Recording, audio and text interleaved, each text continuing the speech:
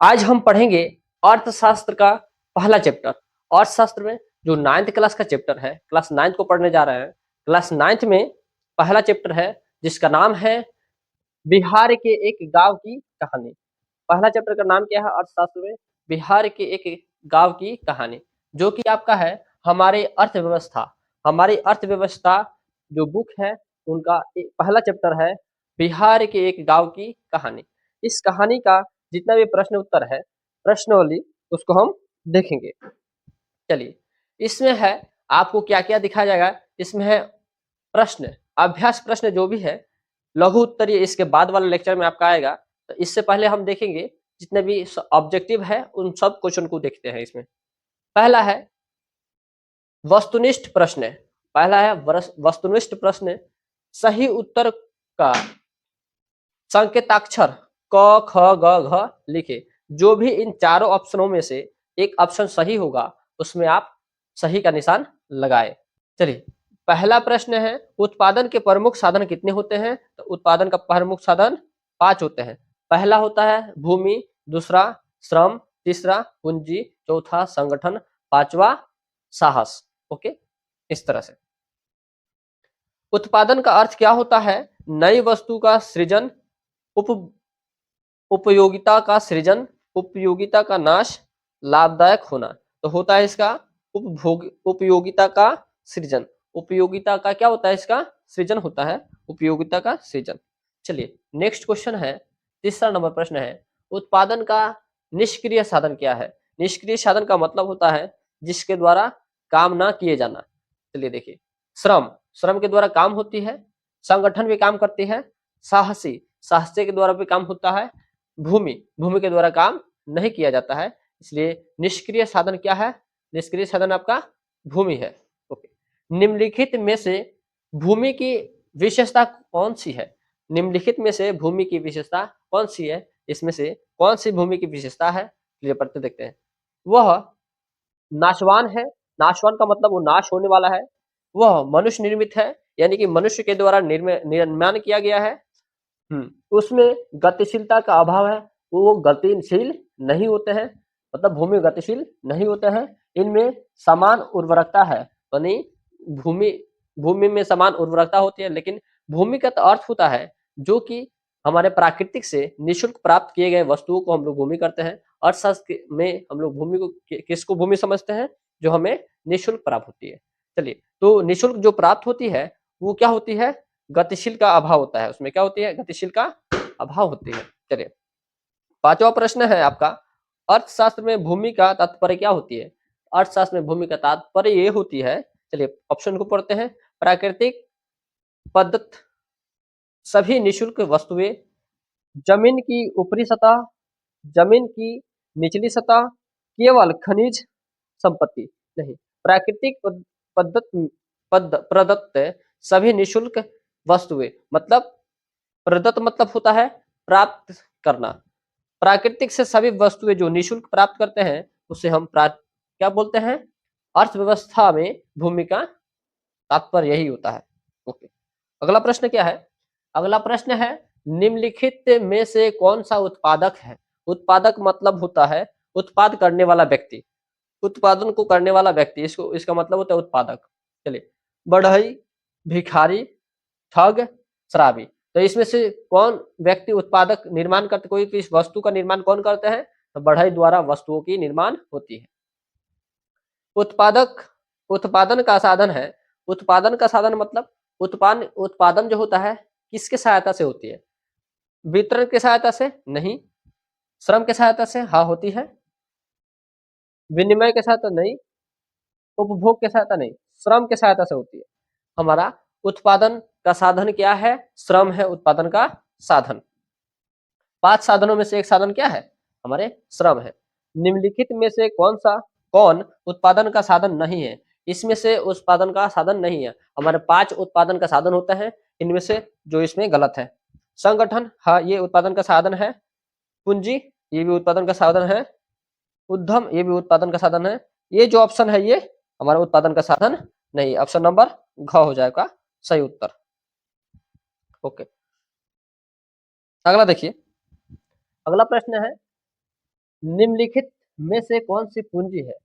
कौन पूंजी है? निम्नलिखित में से कौन पूंजी है? पूंजी का मतलब ये होता है जो भी आप जिस वस्तु का या तो जिस संपत्ति का आप दोबारा इस्तेमाल कर सकते हैं। अर्थशास्त्र में पूंजी का अर्थ होता है जिसका उपयोग आप दोबारा पुनः कर सकते हैं, उसे पूंजी कहा जाता है। चलिए, फटा हुआ वस्त्र, बिना व्यवहार में लाई जाने वाली मशीन, किसान का हल, घर के बाहर पड़ा पत्थर। तो किसान का हल जो होता है ना, वो बार बार काम आती है। ओके, इसे पूंजी कहा जाएगा। जो व्यक्ति व्यवसाय में जोखिम का वहन करता है उसे कहते हैं। जोखिम का वहन मतलब जोखिम उठाता है, जो रिस्क लेता है, जो किसी भी बिजनेस में रिस्क लेता है, क्या करता है, जोखिम का वहन करता है, उसे क्या कहते हैं हम लोग? व्यवस्थापक, पूंजीपति, साहसी या तो संचालक मंडल। तो साहसी जो होता है ना, साहसी, वही क्या करता है, वही जोखिम उठाता है। साहसी, साहसी जो मतलब जो मेन ऑनर होता है, वो क्या करता है, जोखिम उठाता है। निम्नलिखित में से कौन श्रम के अंतर्गत आते हैं? श्रम के अंतर्गत आते हैं, कार्य के अंतर्गत आते हैं, जो कि श्रम के अंतर्गत आते हैं। जो श्रम के अंतर्गत दो चीज आते हैं, एक मानसिक श्रम जो मस्तिष्क से किया जाता है, एक शारीरिक श्रम। सुनो, देखिए, सिनेमा देखना, छात्र द्वारा मनोरंजन के लिए क्रिकेट खेलना, शिक्षक द्वारा अध्यापन, संगीत का अध्ययन, अभ्यास आनंद के लिए करना। तो इसमें से ऑप्शन नंबर आपका ग सही है। ग सही उत्तर है, इसलिए शिक्षक द्वारा अध्यापन। जब शिक्षक द्वारा पढ़ाया जाता है तो मानसिक मानसिक तनाव होती है, जो मानसिक श्रम कहलाती है, मानसिक श्रम होती है।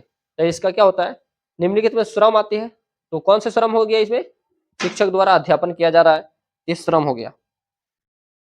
ओके, आपका प्रश्न है, आपके 11 प्रश्न है, तो 11 प्रश्न समाप्त हो गए। अब देखिए, अब आता है खाली स्थानों की पूर्ति करें। पहला क्या है, तो रिक्त स्थानों की पूर्ति करें। तो इसको हम रिक्त स्थानों की पूर्ति करते हैं। चलिए, सबसे पहले श्रम को उत्पादन का डैश साधन कहा जाता है। तो श्रम जो होता है ना, सक्रिय साधन होता है। श्रम क्या होता है? सक्रिय साधन होता है।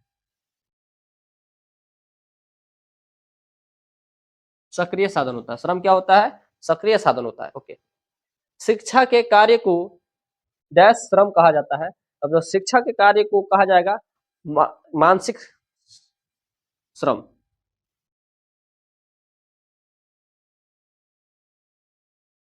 मानसिक श्रम कहा जाता है। शिक्षा के साधन को क्या कहा जाएगा? मानसिक श्रम कहा जाएगा। डैश अर्थव्यवस्था के भौतिक अथवा पूंजीगत साधन है। तो ऐसा कौन सा चीज है जो भौतिक और पूंजीगत साधन है? तो हम लोग जो यंत्र होते हैं ना, यंत्र, मशीन, मशीन और यंत्र, क्या होता है? मशीन तथा यंत्र। मशीन तथा यंत्र क्या है? अर्थव्यवस्था के भौतिकी अथवा पूंजीगत साधन होते हैं। ओके, चौथा प्रश्न है, सभ्यता के विकास के साथ ही मनुष्य की डैश बहुत बढ़ जाती है। तो मनुष्य की क्या बढ़ जाती है? आवश्यकताएं बढ़ जाती है। मनुष्य की क्या बढ़ जाती है? आवश्यकताएं।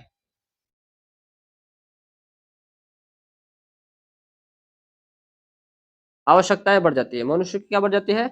आवश्यकताएं बढ़ जाती है। वस्तुओं और सेवाओं का उत्पादन विभिन्न संसाधनों के डैश से होते हैं। तो विभिन्न संसाधनों के किससे होते हैं? सहयोग से होते हैं। सहयोग से होते हैं। सभी चीज का सहयोग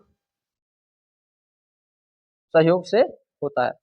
उत्पादन की नई तकनीक की वजह से उत्पादन क्षमता में अपेक्षाकृत, मैंने पुराने पिछले पिछले की अपेक्षा अभी नए तकनीक की वजह से वृद्धि होती है। क्या होती है? वृद्धि, वृद्धि होती है। चलिए, आपका रिक्त स्थान की पूर्ति करें, वो कंप्लीट हो गया। इसके बाद देखते हैं, इसके बाद है सही कथन में टिक तथा गलत कथन में क्रॉस करें। तो जो भी सही कथन होगा उसको टिक करिएगा, जो भी गलत कथन होगा उसको क्रॉस कर देना है। अर्थ शास्त्र में उत्पादन का अर्थ उपयोगिता का सृजन है। सही बात है। अर्थशास्त्र में उत्पादन का अर्थ होता है उपयोगिता का सृजन करना, जो भी इस्तेमाल में आने वाले वस्तुओं का निर्माण करना। इस्तेमाल में आने वाले वस्तुओं का निर्माण करना होता है। किसान के कार्य को मानसिक श्रम कहा जाता है? नहीं, किसान के कार्य जो होता है वो शारीरिक श्रम होता है, ये बात गलत है। अर्थशास्त्र के प्रमुख तत्व प्राकृतिक संसाधन के भौतिक साधन है। तो अर्थशास्त्र के जो प्रमुख तत्व होते हैं प्राकृतिक साधन होते हैं, प्राकृतिक साधन और भौतिक साधन दोनों होते हैं, सही बात है। अर्थशास्त्र के मुख्य तत्व प्राकृतिक से भी आता है और भौतिक से भी आता है। चलिए, ब्रिटेन की आर्थिक व्यवस्था विकसित है। हाँ, विकसित है क्योंकि उद्योग क्रांति के बाद, जब उद्योग क्रांति हुआ था, उसके बाद जो ब्रिटेन का अर्थव्यवस्था है, वो क्या है? विकसित होते आ रही है। भारतीय अर्थव्यवस्था एक मिश्रित अर्थव्यवस्था नहीं है, तो ये गलत बात है। क्यों गलत बात है? सुनिए, भारतीय अर्थव्यवस्था एक मिश्रित अर्थव्यवस्था है, ये गलत है। क्यों? क्योंकि भारत में सरकार भी कुछ प्रोडक्शन का उत्पादन करती है और जो निजी कंपनियां होती है वो भी क्या करती है? वस्तुओं का निर्माण करती है, जो कि दोनों आपस में मिलके मिश्रित अर्थव्यवस्था का निर्माण होती है। क्योंकि भारत तो मिश्रित अर्थव्यवस्था है, इसमें बोल रहा है कि मिश्रित अर्थव्यवस्था नहीं होती है, जो कि गलत बात है। चलिए, इसके बाद नेक्स्ट क्वेश्चन में देखते हैं हम। नेक्स्ट क्वेश्चन है, स्तंभ क के कथन का स्तंभ ख के कथन के साथ मिलान करें। तो पहला स्तंभ क्या कहता है, दूसरे स्तंभ में मिला देना है। भूमि का पारिश्रमिक, पारिश्रमिक का मतलब होता है भूमि से आप क्या समझते हैं, क्या तात्पर्य है भूमि से? भूमि से तात्पर्य क्या है? श्रमिक का श्रम का पारिश्रमिक क्या होता है? पूंजी का पारिश्रमिक, पूंजी का तात्पर्य क्या है? व्यवस्थापक का पारिश्रमिक का क्या तात्पर्य है? साहसी का पारिश्रमिक, साहसी का पारिश्रमिक क्या होती है? सबसे पहले देखिए, यदि भूमि है तो भूमि है तो हमको पहले सबसे पहले भूमि का मतलब होता है कि जो भी हमारा प्राकृतिक से निःशुल्क प्राप्त होता है, जो भी प्राकृतिक से निःशुल्क प्राप्त होता है उसे भूमि कहेंगे। तो भूमि, भूमि का मतलब होता है लगाना, कोई भी चीज पहली बार लगाना, सबसे पहली बार। ओके। श्रम का पारिश्रमिक क्या होता है? अगर श्रम काम करते हैं तो क्या मिलता है उनको? मजदूरी मिलता है। क्या मिलता है उनको? काम करने पर मजदूरी मिलता है।